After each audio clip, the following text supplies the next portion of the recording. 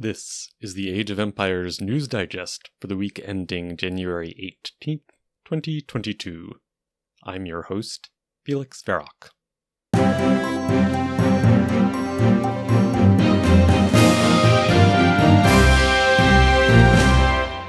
Top story this week. Microsoft acquires Activision Blizzard for $68.7 billion in an all-cash deal. This will make Microsoft the third largest gaming company in the world after Tencent and Sony. Response in the Age of Empires community ranged from hopes that this will somehow improve the game to fear that Microsoft tournament money will become less available for Age of Empires. The deal is scheduled to close in June of 2023. Drama in the tournament world as Capoch complains loudly about his loss in Ring of Fire 3. Although he won the original quarterfinal series, his win was disqualified as he and another player violated the global ban on using any civilization used in previous games. He started the replay of the quarterfinals with a one-win advantage, but nevertheless lost the series to Ensberg. On AoE Zone, he called the series a joke, accused the other two players competing against him in the Battle Royale of unsportsmanlike conduct, first for not simply granting him the win regardless, and also for teaming up against him. And he furthermore described the tournament as, quote, the event I've ever played, end quote. Ring of Fire 3 is a 1v1v1 tournament organized by Grathrang. Additionally, Grathrang offered a $100 prize for being closest to correctly guessing the results of the tournament. The person with the closest guess to the winner, the two runners-up, the number of games won by each runner-up, and the total time of the last game will win the prize. Predictions had to be made before the semifinals, which started on January 18th. Modri, the winner of Ring of Fire 2 in December 2020, lost to Joey the Bonkerer in his semifinal series and will not be continuing to the finals. Finals will be played this Saturday, January 22nd. Several product updates hit this week. Age of Empires 4 has provided details on its January patch, which should be available January 19th. Consensus on the patch is that the product is moving in the right direction, but that much more work is still necessary.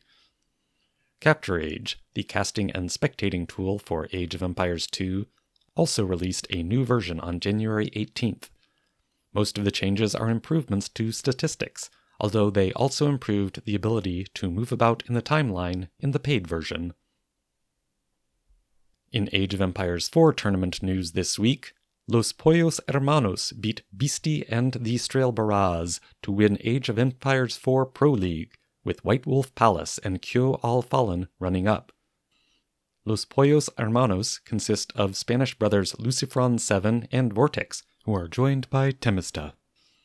This 3v3 $18,000 prize pool tournament was organized by Lidacor and Crazini, and was sponsored by Microsoft. Winter Series also finished this week, with Marine Lord beating Vortex to win Winter Series 3. Temista and Hera were runners-up.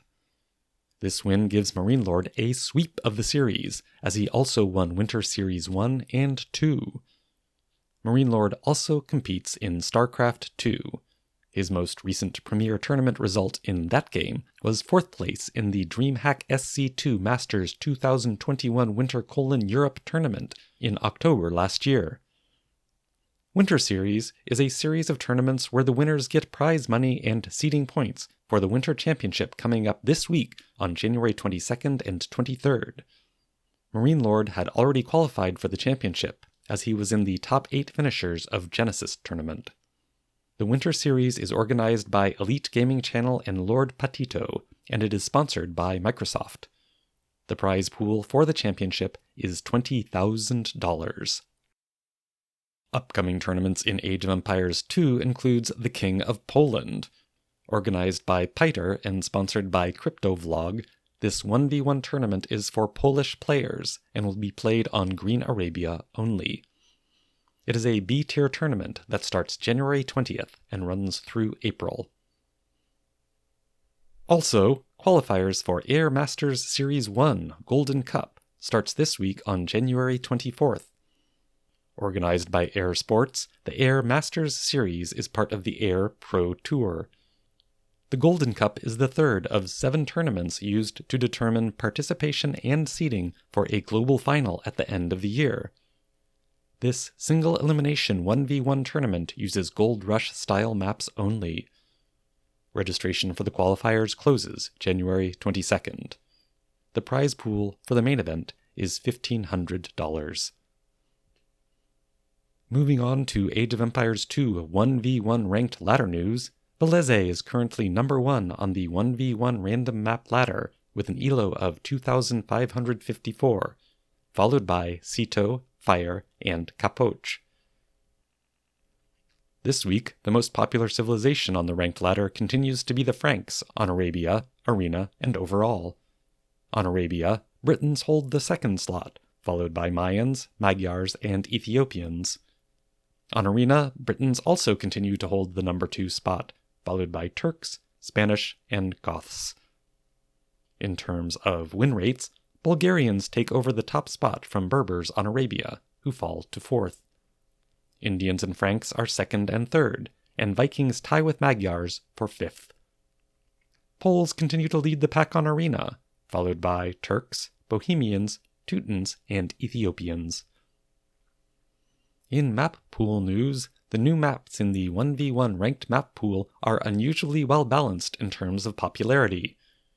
Arabia has declined almost 4 points to 46% of the maps played, and last-placed Socotra is at 6.6%, compared to Team Islands having only 2.7% of the share in the last pool.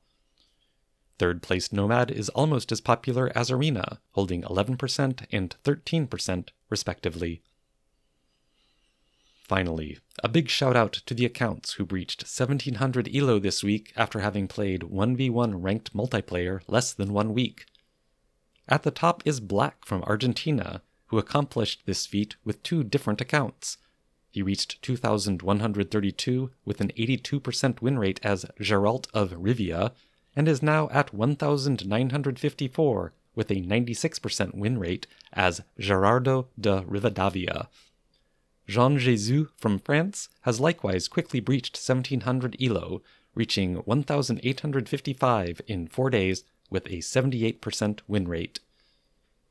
Also a shout out to the players they beat on their way up.